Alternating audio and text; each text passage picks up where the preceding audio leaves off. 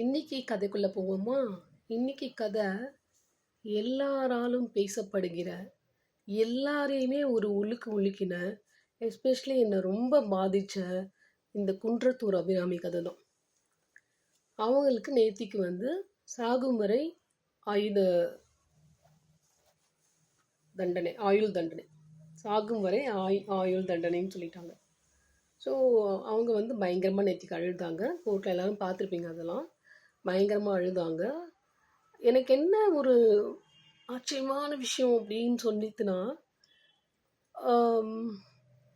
நம்மலாம் ஒரு சின்ன பொய் சொல்லிட்டாலோ ஒரு சின்ன தவறு செஞ்சாலோ அது உறுத்தி உறுத்தி உறுத்தி உறுத்தி 2-3 நாளில் அது நம்ம அதை வெளிப்படுத்திடுறோம்.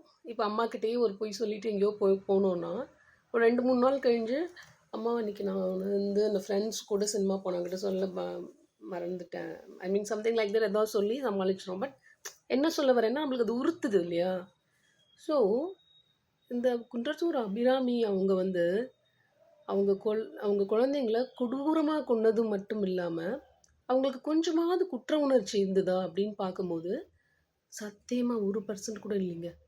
அவங்கள பிடிக்கும் போதும் அவங்களோட பாடி லாங்குவேஜ், அவங்கள அந்த கொலை 2018 அவங்க அந்த கொலை பண்ணி அவங்கள அந்த பஸ்ஸில் பிடிக்கும் பொழுதும் அவங்க ரொம்ப நார்மலாக இருக்க மாதிரி தான் இருந்தது. லைக் குழந்தைங்களை கொன்னுட்டு அவங்க அந்த வண்டியில் 2 வீலரில் பயணம் போகும்போது சிசிடிவி ஃபுட்டேஜ் கேமரா பிடிச்சதில் பார்க்கும்போது கூட அவங்க பாடி லாங்குவேஜ் ரொம்ப நார்மலாக இருந்தது. ஐயோ குழந்தைங்களை கொண்டு இப்படி ஓடுறோமே அப்படின்னு ஒரு பதற்றமோ ஒன்றுமே இல்லை. அந்த இவனை பிடிக்க பார்க்க போகணும், அவ்வளோதான் அவங்களுடைய ஒரே டார்கெட்டாக இருந்தது. அது அந்த பிரியாணி கடைக்காரன், அவன் பேர் என்ன, மீனாட்சி சுந்தரம். மீனாட்சி சுந்தரத்தை பார்க்கறதுக்கு போகிறதுக்கு உண்டான அந்த பதட்டம் தான் அவங்க மூஞ்சில் தெரிஞ்ச வழி. குழந்தைங்களை கொன்னதுக்கான கொஞ்சம் கூட குற்ற உணர்ச்சி இல்லை. அது கூட நம்ம சரி ஏதோ சிசிடிவி ஃபுட்டேஜ் அப்படி இருக்குது, அப்படி அவள் மேபி அவளுக்கு ஜெயிலுக்குள்ளே ஃபீல் பண்ணியிருப்பான் அப்படின்லாம் நான் இவ்வளோ வருஷம் நினச்சின்னு தான் இருந்தேன். ஜெயிலுக்குள்ளே ஒவ்வொரு நாளும் அவள் நினச்சி கஷ்டப்படுவா, அதுதான் அவளோட தண்டனை அப்படின்லாம் நினச்சிருந்தேன். பார்த்தா நேத்திக்கு கோர்ட்டில் அவங்க கையில் நெயில் பாலிஷ் போட்டேன். ஏங்க, நம்ம வீட்டில் இருக்கோம், நம்மலாம் ஹோம் மேக்கர்ஸ், ஓகே, நெயில் பாலிஷ்லாம் டெய்லி போட மாட்டோம். பட் ஏதாவது ஒரு ஃபங்க்ஷன்னா போடுவோம் தானே. லாஸ்ட் வீக் கொடுக்குற ஒரு கல்யாணம் அட்டன் பண்ணேன்னா நான் போடணும்னு தோணலை. ஏன்னா என்னடா அப்படின்ட்டு இருக்கு. பட் அப்போது நான் ஏதாவது ஒரு குற்றம் புரிஞ்சிருந்தேன்னா எனக்கு சுத்தமாகவே ட்ரெஸ் பண்ணிக்கவே தோணாதுல்ல. அந்த குன்றத்தூர் அபிராமி கையில் நெயில் பாலிஷ் போட்டிருந்தாங்க. அவங்களுக்கு எப்படி ஜெயிலில் கிடச்சிது? ஒருவேளை ஜெயிலுக்கு வெளியில் பியூட்டி பார்லர் இருக்கா? ஆனால் அவங்க போட்டிருந்த ட்ரெஸ்ஸும் அவங்க யூஸ்வலாக எப்போவுமே முன்னாடி அவங்க டிக்டாக் பண்ணும்போதும் மாலில் அவங்க அப்பா அம்மா கூட சேர்ந்து ஃபோட்டோ எடுத்திருந்ததுலேயும் நான் நிறைய அவங்கள படிச்சிருக்கேன், நிறைய ஸ்டடி பண்ணியிருக்கேன். இவங்களோட மைண்ட் எப்படி இருந்திருக்கும், வாட் இஸ் அவர் மைண்ட், அவளோட மைண்ட் எப்படி என்னவா திங்க் பண்ணுது அப்படின்லாம் நான் பல தடவை யோசிச்சிருக்கேன். அப்படி யோசிக்கும் போது பார்த்தோன்னா ரொம்ப ஒரு பியூட்டிஃபுல் ஃபேமிலியாக இருந்திருக்க வேண்டியவ. ஜெயிலில் இல்லாமல் பியூட்டிஃபுல் ஃபேமிலியாக நினச்சா மாலுக்கு போகிறதும், நினச்சா சினிமா போகிறதும், நினச்சா அப்படி பண்ணுற ஒரு ஃபேமிலியில் ஜாலியாக ஃப்ரீடமாக இருந்த ஒரு பொண்ணு தான் அவள். ஸோ அவளோட மனசு எப்படி குழந்தைகளை கொண்டுட்டு ஓட தோணிச்சுங்கிறத நான் பல தடவை சிந்திச்சிருக்கேன், யோசிச்சிருக்கேன், என்னெல்லாமோ பண்ணியிருக்கேன்.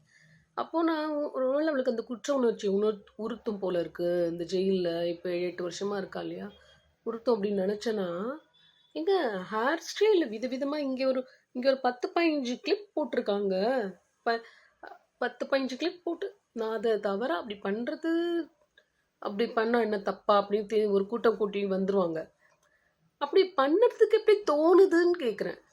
அப்படி பண்ண ஜெயிலேருந்து கோர்ட்டுக்கு தீர்ப்பு சொல்ல போகிறாங்க, என்னமோ இப்படி தலையை இப்படி முடிஞ்சுட்டு நம்ம ஒரு குற்றவாளியாக இருக்கோம் அப்படின்னு தலையை இப்படி சும்மா ஏதோ முடிஞ்சுட்டு இப்படி ஏதோ ஒன்று தலையை இப்படி போட்டுண்டு சும்மா ஒரு பொட்டு கூட குட்டியாக வச்சுக்கணுமான்னு தோணாதுக்கே இப்போ ஏதோ ஒரு பொட்டை வச்சுட்டு இப்படி நம்ம இப்படி தான் போவோம். நார்மல் பர்சன் அப்படி தான் போவாங்க. இவங்க இந்த பிளாக் அண்ட் பிளாக் ட்ரெஸ் போட்டு அவங்க ஒருவேளை போலீஸ் ஸ்டேஷனில் இவங்க ஏதாவது ஒர்க் பண்ணி அந்த பணம் ஏதாவது சம்பாதிச்சு அதில் அங்கே ஏதாவது கடை இருந்து வாங்கினாங்களா, இல்லை ஜெயில் எப்படி இருக்கும்னு நம்மளுக்கு தெரியாது. ஸோ அது ஒருவேளை அந்த மாதிரி கடையில் வாங்கி இந்த மாதிரி நம்மளை கேமராலாம் கவர் பண்ணும், அழகாக ட்ரெஸ் பண்ணி வரணும்னு சொல்லிட்டு வந்தாங்களா, சத்தியமாக எனக்கு தெரியல. நான் பேசுகிற இன்னைக்கு ஃபுல்லாக பேசுகிற பாயிண்ட் இதுதான்.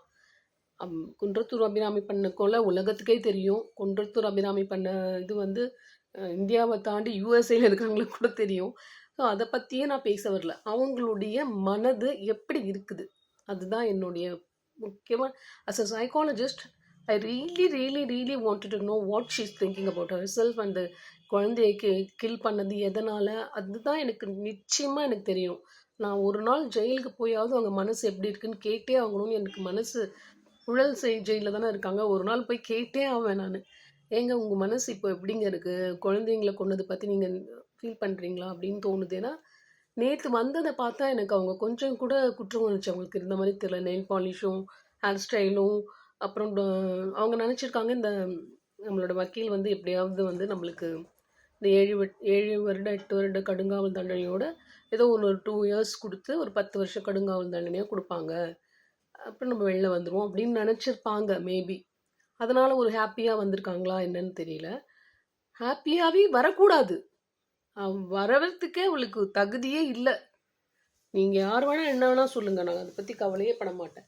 ஏன் ஒருத்தர் ஹாப்பியாக இருக்கக்கூடாது? அவன் என்ன இப்போ ஐயோ என்னங்க அந்த குழந்தை சாகலைன்னு தலகாணி அவள் பேசுறதுல நீங்கள் கேட்டிருக்கீங்களா? யூடியூப்பில் போய் கேளுங்க, Kundrathur Abhirami talking with her boyfriend அப்படின்னு போடுங்க, வரும் அந்த ஆடியோ. அதில் அவன் வந்து மருந்து கொடுத்தேன், 2 கொடுத்தேன், இன்னும் சாவலை, தலகாணி வச்சு அமுத்து கொண்டுடு, தலகாணி வச்சு அமுத்து கொண்டுட்டுமா, அவரும் போயிட்டாரு, என்ன பண்ணுறது இப்போது, நீ சொல்லுங்கிறா. இந்த மாதிரி ஏதோ டைலாகு, நான் சும்மா ஏதோ என்னோட கற்பனையில் சொல்கிறேன். இந்த மாதிரி தான் பேசிகிட்டு இருக்கா. கொஞ்சம் கூட ஒரு குற்ற உணர்ச்சி இல்லை, அப்போவே தெரிஞ்சுது எனக்கு. அதுக்கப்புறம் வந்து அந்த குழந்தைய தலகாணி வச்சு அமுத்தி கொண்டுட்டா பையனை. பொண்ணு பாவம் பச்சை குழந்தைனா பச்சை குழந்தை, அதை எப்படி கொல்ல தோணும்னு ஒரு சாதாரணமான நம்மள மாதிரி சாதாரணமான ஹியூமன் பீயிங்க்கு அது அந்த குழந்தைய கொண்டுட்டா அப்படிங்கிற வார்த்தையை கேட்கறதுக்கும் சொல்கிறதுக்குமே ரொம்ப மனசு பரிதவிக்குது. எப்படிங்க இதெல்லாம் பண்ண முடியும், அவங்களோட மனசு எப்படி இப்படி இருக்குது அப்படிங்கிறது தான் நான் ரொம்ப ஆராய்ச்சி பண்ணுறதுக்கு யோசிச்சுட்டு இருந்தேன். அப்புறம் நேற்று அவங்க வந்தது பார்த்தோன்னே கன்ஃபார்மாக அவங்களுக்கு அந்த குற்றவுணர்ச்சியே இல்லை, அந்த குழந்தைங்க மேலே அவர் ரியல் பாசமே வைக்கலைங்கிறது எனக்கு தெரிஞ்சிருச்சு. அப்புறம் நல்ல நீதி தான் கிடச்சிருக்கு, நல்ல தண்டனை தான் கிடச்சிருக்கு. நீதிபதி நல்ல தண்டனை தான் சொன்னார், லைக் சாகும் வரை ஆயுள் தண்டனை அப்படின்னு சொல்லிட்டு. பட் அதை கேட்டு அழுதாவ. இது முதல்ல யோசிச்சிருக்கலாம்ல, ஏம்மா என்னம்மா இப்படி பண்ணுறீங்களேம்மா. இப்போ புதுசாக நான் நேற்று கூட ஒரு கதை சொன்னேனே, என்னோடய வீடியோவில் போய் பாருங்கள், என்னோட இதுக்கு முன்னாடி போட்ட வீடியோவில் தெலுங்கானா மாவட்டத்தில் நடந்தது அது. அவளும் அப்படி தான் கொன்னா குழந்தைய. எதனால் இப்படி நீங்கள் குழந்தைய கொல்றீங்க? குழந்தைய கொல்லாமல் நீங்கள் எங்கே வேணால் எவன் கூட வேணால் ஓடிப்போங்க, அதை பற்றி யார் உங்களை கேட்குறா? ஒரு உயிரை கொல்றதுக்கு யாருக்குமே உரிமை இல்லை. ஒரு எறும்பு கூட ஜெயின்ஸ் எல்லாம், ஏன் நம்ம காஞ்சிமகா பெரியவர்கள்லாம் செப்பல் போடாமல் நடந்தது காரணம் அந்த எறும்பு கூட சாகக்கூடாதுன்னு. அந்த எறும்பை சாக்கிறதுக்கு கூட நமக்கு சாகடிக்கிறதுக்கு கூட நமக்கு உரிமை கிடையாது. ஒரு உயிரை எடுக்கிறதுக்கு நமக்கு யார் உரிமை கொடுத்துருக்கா? நம்மளோட சொந்த உயிரை வேணால் எடுத்துக்க வேண்டியதான். சில பேருக்கு அப்படி தோணிச்சுன்னா, சொந்த உயிரை எடுத்துக்கணும்னு தோணிச்சுன்னா அதை கூட ஒரு வகையில் சேர்த்துக்கலாம். மற்றவங்க உயிரை எடுக்கிறதுக்கு கூடவே கூடாதுங்க. பச்சை குழந்தை, அதுவும் பச்சை குழந்தை, 3 வருஷ குழந்தை, அது 3 வயசு தான் அதுக்கு, அந்த குழந்தைக்கு, பொண்ணுக்கு. அழகாக இருக்குச்சு, அப்படியே க்யூட்டாக இருக்கு, ரொம்ப அழகாக இருந்தது அந்த குழந்தை. அந்த பையன் அதை விட என்ன ஸ்மார்ட்டாக இருந்தான், க்யூட்டாக இருந்தான். அந்த குழந்தைய கொள்ள எப்படி மனசு வந்து, நீ எப்படி தலகாணியை போட்டு மூஞ்சியில் வச்சு மூச்சு திணற கொள்கிற, எப்படி உன்னால் அது முடியுது? உங்களோட மைண்ட் செட் எப்படியா இருக்குது? ஸோ இது வந்து கோடியில் ஒருத்தர் கூட இப்படி தோணாதுங்க, 100 கோடியில் ஒருத்தருக்கு வேணால் இப்படி தோணலாம்.